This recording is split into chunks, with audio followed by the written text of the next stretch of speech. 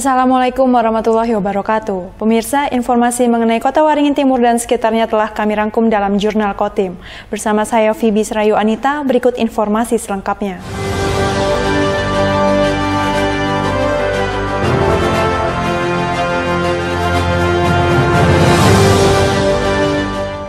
Banjir yang melanda Kelurahan Parenggean, Kecamatan Parenggean, Kota Waringin Timur sudah mulai surut. Sementara di Desa Hanjalipan, Kecamatan Kota Besi, banjir masih bertahan dengan ketinggian hingga 80 cm. Banjir yang sebelumnya melanda Kelurahan Parenggean, Kecamatan Parenggean, kini mulai surut dan mengering. Kelurahan ini sebelumnya sempat menjadi titik banjir terparah, dengan ketinggian mencapai 1 meter lebih atau setinggi dada orang dewasa. Dengan mulai surutnya banjir, warga terlihat disibukkan dengan aktivitas memperbaiki sebagian rumah mereka yang rusak akibat terendam banjir. Saat ini banjir di Kelurahan Parenggean hanya menyisakan genangan air di jalan desa. Namun begitu, pemerintahan kecamatan setempat terus mengimbau warga setempat tetap waspada, sebab musim penghujan masih berlangsung. Kami berada di bekas banjir ya. Kalau kemarin ini segini Pak RT ya? Ya. Ini tinggal gitu nih.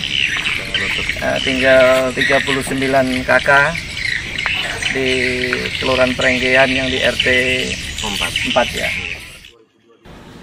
Sementara di Desa Hanjalipan, Kecamatan Kota Besi, banjir masih bertahan dengan ketinggian 20 hingga 80 cm. Namun sebagian rumah warga sudah tidak lagi terendam banjir, karena rumah-rumah warga di desa ini dibangun menyerupai rumah panggung. Sebelumnya, Kepala BPBD Kota Waringin Timur, Rihel, menyebut butuh waktu sekitar 1 hingga 2 bulan untuk banjir di Desa Hanjalipan dapat benar-benar surut. Nah, tetapi yang masih akan bertahan itu adalah daerah Hanjalipan di wilayah Kota Besi, karena di situ tumpuan air dan ada air pasang yang menahannya. Dari pengalaman sebelumnya Pak, Desa Hanjalipan ini perlu berapa lama Pak untuk bisa surut total Pak? Bisa paling lama 1 bulan sampai 2 bulan. Karena memang kondisi sungai posisinya itu tumpuan Sungai Mentaya, Sungai Tualan yang ada di daerah Parenggean, ditambah ada air pasang yang menahannya. Jadi ada 3 faktor itu yang memperlambat yang posisi di Hanjalipan. Di Kecamatan Kota Besi sebelumnya terdapat 4 desa yang terendam banjir. 3 desa lainnya yaitu Desa Soren, Simpur, dan Pamalian saat ini telah surut. Masud Badarudin, Hayat TV. Dalam rangka memperingati Hari Perhubungan Nasional tahun 2022, Kantor Kesya Bandaraan dan Otoritas Pelabuhan atau KSOP kelas 3 Sampit lakukan bersih-bersih sungai. Kegiatan pada Jumat 23 September ini dilakukan bersama sejumlah insan perhubungan yang ada. Kegiatan bersih-bersih sungai oleh KSOP kelas 3 Sampit dan sejumlah insan perhubungan dilakukan di sekitar Pelabuhan Sampit dan aliran Sungai Mentaya. Kegiatan dalam rangka Hari Perhubungan Nasional ini untuk mengurangi sampah di sungai. Menggunakan perahu karet dan kapal patroli, para petugas insan perhubungan darat, laut, dan udara menyusuri Sungai Mentaya. Para petugas memungut sampah-sampah yang mengapung di sungai, termasuk juga tanaman liar yang terbawa arus ke tengah sungai, karena dapat mengganggu kelancaran arus transportasi air.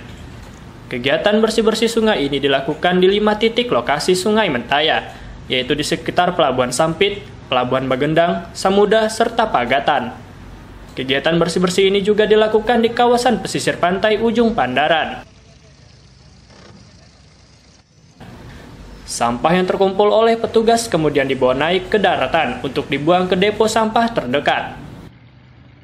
Unsur perhubungan, insan perhubungan mulai dari Dinas Perhubungan, Bandara Hasan Sampit, kemudian dari Pelindo, KSOP semua turun ke lapangan dalam rangka untuk melaksanakan kegiatan bersih laut pantai.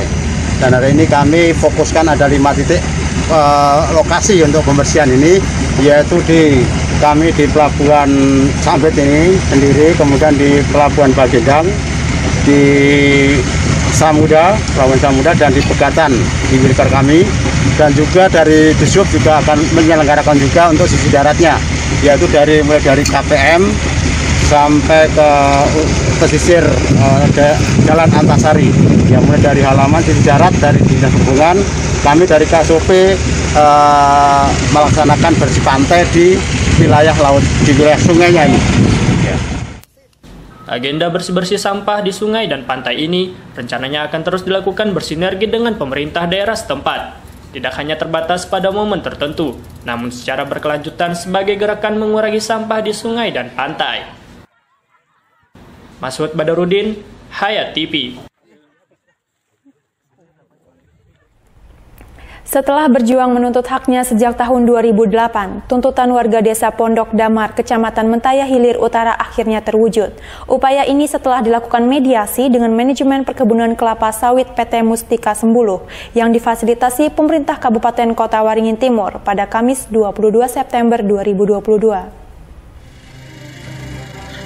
Mediasi yang berlangsung di ruang rapat Sekretariat Daerah Kota Waringin Timur tersebut sebagai tindak lanjut dari aksi demo warga desa Pondok Damar didampingi Ormas Tariu Borneo Bangkule Rajakang atau Pasukan Merah di perusahaan perkebunan kelapa sawit PT Mustika Sembuluh Jumat 27 Mei 2022 lalu. Salah satu tuntutan yang akhirnya disepakati oleh perusahaan adalah kesediaan mereka memberi plasma sebesar 20% dari total areal kebun. Realisasi dari kesepakatan tersebut akhirnya terwujud melalui mediasi yang difasilitasi Pemkab Kotim yang diwakili Kabak SDA Rodi Kamislam serta didampingi jajaran DPC TBBR Kota Waringin Timur Kamis 22 September kemarin. Adapun hasil mediasi ini adalah pertama pihak PT Mustika Sembuluh bersedia segera membangun koperasi Itah Belum Hapakat, Desa Pondok Damar, Kecamatan Mentaya Hilir Utara, sebelum dilakukan perpanjangan SK Hak Guna Usaha PT Mustika Sembuluh. Diestimasikan pada tahun 2024 dengan luasan lebih kurang 939,35 hektar. Kedua adalah PT Mustika Sembuluh dan Koperasi Itah Belum Hapakat, Desa Pondok Damar, Kecamatan Mentaya Hilir Utara bersepakat atas besaran uang tunggu bagi anggota Koperasi Itah Belum Hapakat, Desa Pondok Damar, Kecamatan Mentaya Hilir Utara sebesar Rp300.000 per hektar per bulan. Ketiga, uang tunggu bagi anggota Koperasi Itah Belum Hapakat, Desa Pondok Damar, Kecamatan Mentaya Hilir Utara akan dibayarkan terhitung sejak tanggal 5 September tahun 2022 sampai dengan telah terbangun dan produktif kebun plasma masyarakat Koperasi Itah Belum Hapakat, Desa Pondok Damar, Kecamatan Mentaya Hilir Utara di dalam lahan perizinan atau hak guna usaha PT Mustika Sembuluh seluas 20% dari luas areal perizinan PT Mustika Sembuluh yang masuk dalam administrasi wilayah Desa Pondok Damar, sebagaimana luasannya tercantum pada poin 1. Usai mediasi, menurut Ketua Koperasi Itah Belum Hapakat Suharjo mengatakan bersyukur dan bangga bahwa perjuangan mereka sejak tahun 2008 silam akhirnya terwujud. Ia juga memberikan apresiasi atas peran dan pendampingan TBBR Kalteng dan Pemkab Kotim atas mediasi ini. Kami masyarakat Pondok Damar, khususnya Koperasi Itah Belum Hapakat, merasa hari ini adalah hari yang sangat bersejarah karena perjuangan kami mulai tahun 2008 sampai dengan saat ini jadi tercapai saat ini. Jadi kami merasa sangat bangga dan bersyukur, dan juga kami mengucapkan terima kasih kepada TBBR, pemerintah daerah Kotim, yang telah dengan tidak henti-hentinya dan tidak lelah membantu kami dalam proses sehingga kami mendapat kesepakatan plasma dari PT Mustika Sembuluh atau Wilmar Group.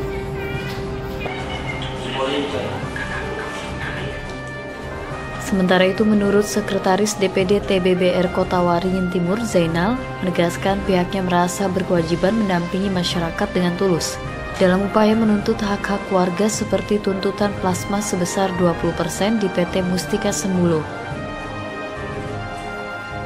Dewan Pengurus Daerah Kabupaten Kota Waringin Timur, selama ini kami sangat luar biasa mendampingi pihak koperasi untuk memperjuangkan hak-hak masyarakat plasma 20%.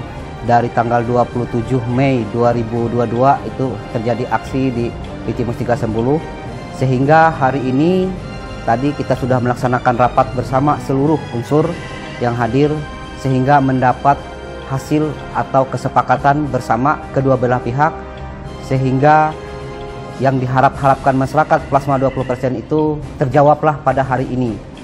Adil Katalino, Baju Ramin, Kasaruga, Basengan, Kajubata, Aru, Raya, Rate.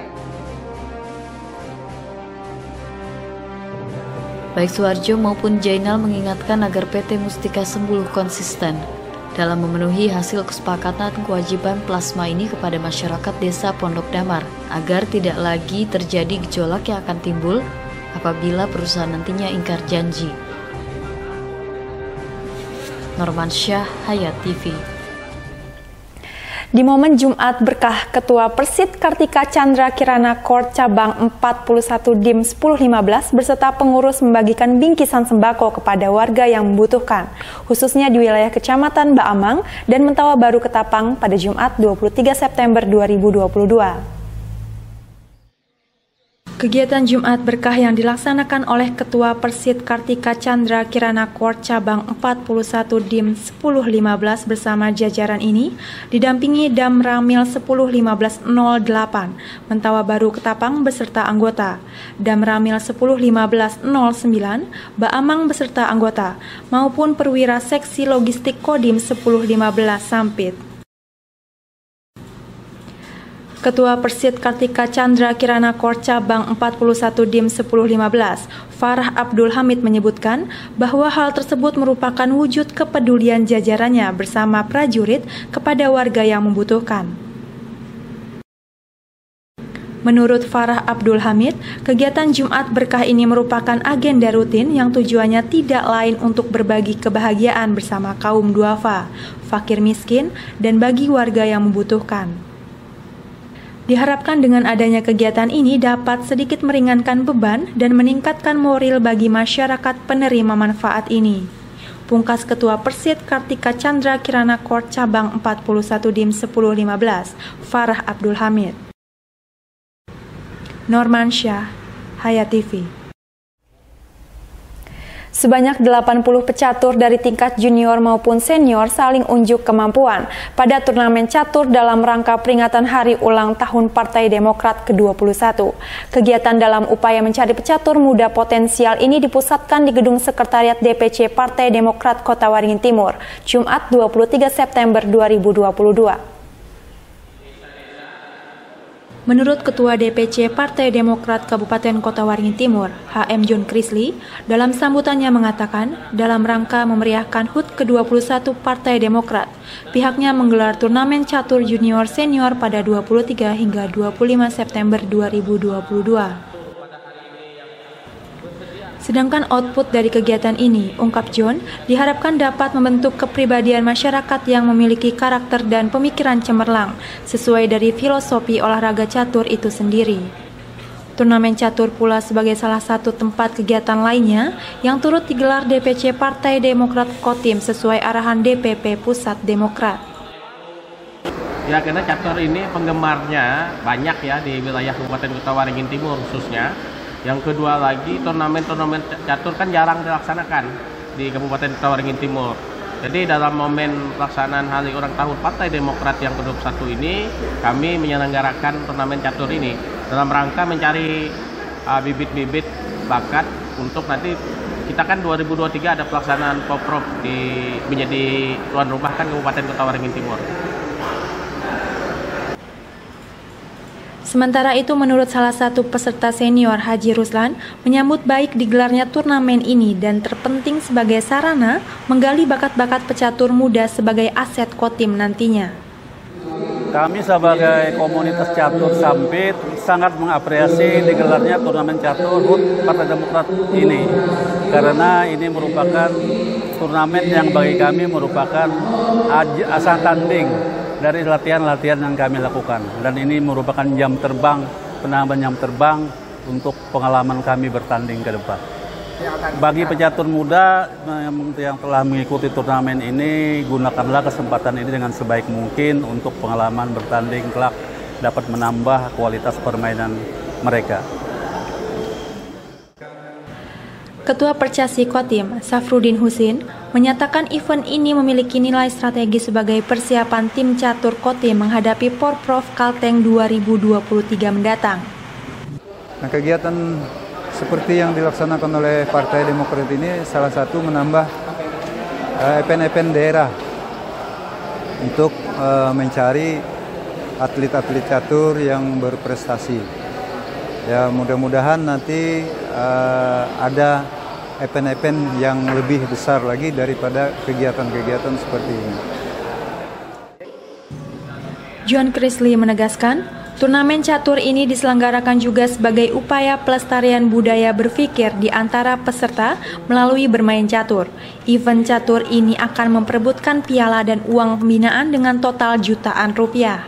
Dan ini terbuka untuk masyarakat umum dan tanpa batasan usia dengan tanpa biaya pendaftaran alias gratis. Demokrat! Siap! Demokrat! Setia! Demokrat! Jaya! Jaya! Jaya! Radar sah! Gubernur! AHY! Presiden! Terima kasih. Normansyah, Hayat TV.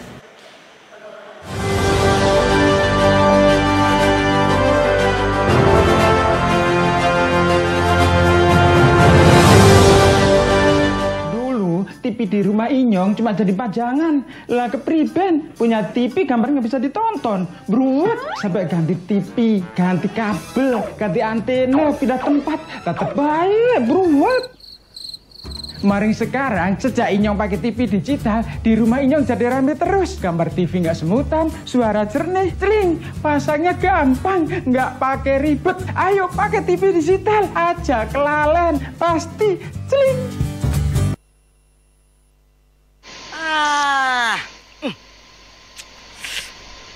Gambarnya jangkrik. Ya, TV-nya masih analog ya? Ganti dong ke digital. Digital? Ya, digital. Tinggal install set-top box, gambar tajam, channel banyak, tanpa iuran bulanan. Hey, gimana? Bagus kan? Gambarnya jangkrik. Hah? Sambut era digital dan nikmati kesempurnaan gambarnya. Yuk nonton siaran televisi digital. Bagaimana ya cara menangkap siaran televisi digital? Pertama, pastikan di daerah Anda sudah ada sinyal siaran televisi digital. Kedua, gunakan antena UHF di dalam atau di luar rumah Anda. Ketiga, pastikan televisi Anda sudah dilengkapi penerima siaran digital DVB T2. DVB T2 merupakan jenis sinyal yang digunakan Indonesia dalam penyiaran televisi digital. Keempat, pilih autoscan, lalu pindai televisi Anda. Bagaimana jika televisi Anda masih analog? Pasangkan set-top box, televisi Anda otomatis menangkap siaran digital. Bersih gambarnya, jernih suaranya, canggih teknologinya.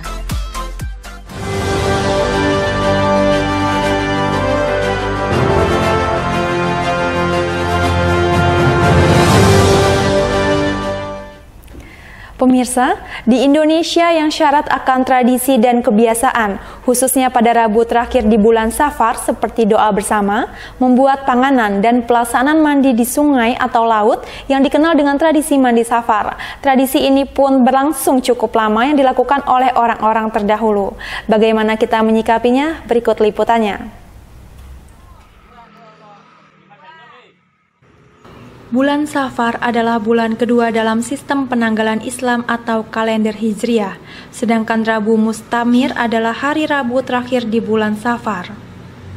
Di Indonesia yang syarat akan tradisi dan kebiasaan khususnya pada Rabu terakhir di bulan Safar, seperti doa bersama, membuat panganan, dan pelaksanaan mandi di sungai atau laut yang dikenal dengan tradisi mandi Safar. Tradisi ini pun telah berlangsung cukup lama yang dilakukan oleh orang-orang terdahulu. Diketahui bahwa tradisi merupakan subsistem dari norma sosial masyarakat yang merupakan hasil proses interaksi antar umat manusia dengan manusia lainnya atau dengan alam sekitar. Proses interaksi ini telah melahirkan norma-norma atau kesepakatan sosial yang melembaga. Norma-norma yang dilakukan secara berulang-ulang oleh sebuah komunitas dan selanjutnya diwariskan kepada generasi berikutnya secara turun-temurun, itulah yang disebut sebagai tradisi. Di Indonesia yang dikenal dengan beraneka ragam budayanya, banyak tradisi yang sering dilakukan masyarakat. Kebiasaan atau tradisi inilah yang sering kita jumpai pada kegiatan atau peringatan tertentu. Seperti di bulan Safar ini, kita mengetahui adanya tradisi yang dilakukan di beberapa daerah pada hari Rabu terakhir di bulan Safar, yakni mandi Safar. Saat mandi Safar berlangsung, sebagian warga juga berburu jajanan manis yang khas di Indonesia, yaitu bubur baayak. Berkenaan dengan tradisi tersebut, kalangan pemuka agama mengingatkan bahwa tradisi atau amalan yang kerap dilakukan di bulan Safar, seperti mandi Safar maupun pembuatan panganan atau jajanan, dan kegiatan yang menyertai khususnya saat Arba Mustamir, tidak dianjurkan dan bukan perintah Allah Subhanahu wa Ta'ala, dan bersumber dari hadis Nabi SAW. Oleh karena itu, umat Islam diminta untuk berhati-hati menyikapinya ataupun niat dalam melaksanakan sebuah tradisi agar tidak sampai menimbulkan kezaliman, kesyirikan maupun kemusyrikan. Yunus Muhammariza, Hayat TV. Pemirsa, makna dari tradisi berbagi tentunya memupuk rasa peduli antar sesama atau membiasakan diri untuk bersedekah. Sedekah yang dimaksud tidak harus dalam bentuk uang dalam jumlah tertentu, tetapi cukup dengan biaya murah. Salah satunya berbagi panganan manis seperti bubur Safar atau bubur baayak ini, kita bisa bersedekah kepada orang lain. Beberapa kuliner di Indonesia yang terkenal lezat saat ini sudah mulai langka. Biasanya jajanan tradisional ini bermunculan dan dijumpai saat peringatan hari-hari besar keagamaan. Salah satu kuliner yang hampir tak terdengar saat ini adalah bubur baayak. Jajanan tradisional ini biasanya disantap sebagai takjil di bulan Ramadan. Namun karena warga membuatnya pada bulan Safar, maka sebagian orang menyebutnya bubur Safar. Dalam tradisi bubur baayak atau bubur Safar, orang bisa bersilaturahmi kepada keluarga dan tetangga. Misalnya ketika bulan Safar datang, sebagian mereka bersilaturahmi dengan saling mengantar panganan yang diolah sendiri atau secara berkelompok. Kemudian dibagikan kepada tetangga atau keluarga setelah didoakan. Doa yang dipanjatkan doa tolak bala agar dihindarkan dari mara bahaya di bulan Safar ini. Kuliner tradisional ini juga kadang jadi rebutan mereka yang melakukan tradisi mandi Safar, yakni tradisi mandi bersama di sungai pada Rabu terakhir di bulan Safar. Makna dari tradisi berbagi tentunya memupuk rasa peduli antar sesama atau membiasakan diri untuk bersedekah. Sedekah yang dimaksud tidak harus dengan uang dalam jumlah tertentu, tapi cukup dengan biaya murah. Salah satunya berbagi panganan manis seperti bubur Safar atau bubur baayak ini, kita bisa bersedekah kepada orang lain. Dinamakan bubur baayak tidak terlepas dari proses pembuatannya, yakni melalui tahapan penyaringan atau dengan cara digoyang. Dalam bahasa Banjar Kalimantan Selatan disebut ayak. Makanya dinamakan dengan bubur baayak, seperti yang dilakukan ibu-ibu di Jalan Insinyur Haji Juanda Sampit pada Rabu 21 September 2022. Sedikitnya 21 kg tepung beras diolah menjadi bubur baayak di atas 4 kawah atau wajan besar. Proses pengayakan dilakukan dengan menggunakan saringan dan anyaman daun nyiur. Sementara untuk zaman sekarang banyak macam saringan, seperti terbuat dari aluminium. Nah, dari hasil pengayakan tersebut yang akan dijadikan bahan pembuatan jajanan ini. Bubur khas yang diolah menggunakan tepung beras tersebut memiliki ciri khas warna dasar coklat, rasanya manis dari gula merah dan asin gurih dari santan kelapa. Karena proses pengolahannya yang unik dengan digoyang dalam bahasa Banjar dikatakan maayak, maka orang Banjar menyebutnya bubur baayak. Adapun bahan-bahannya terdiri dari tepung beras, air kapur sirih, gula merah, santan cair, garam, daun pandan, dan air. Cara membuatnya, tepung beras, air kapur sirih, dan dicampur dengan air sedikit demi sedikit, diuleni hingga adonan kalis. Rebus air, gula merah, santan cair, garam, dan daun pandan masak hingga mendidih dengan api kecil. Ambil sedikit adonan dan letakkan di atas saringan, kemudian tekan menggunakan di atas kuah yang sedang mendidih tadi. Lakukan hingga adonan habis dan masak atau matang dan mengental. Angkat dari perapian dan bubur siap disantap bersama keluarga dan kerabat atau dibagikan kepada sanak saudara dan tetangga terdekat untuk menambah erat jalinan silaturahmi. Yunus Muhammariza, Hayat TV. Pemirsa, demikian informasi tadi sekaligus menutup jumpa kita pada kali ini. Saya Phoebe Serayu Anita mewakili kru yang bertugas mohon undur diri. Terima kasih dan sampai jumpa. Wassalamualaikum warahmatullahi wabarakatuh.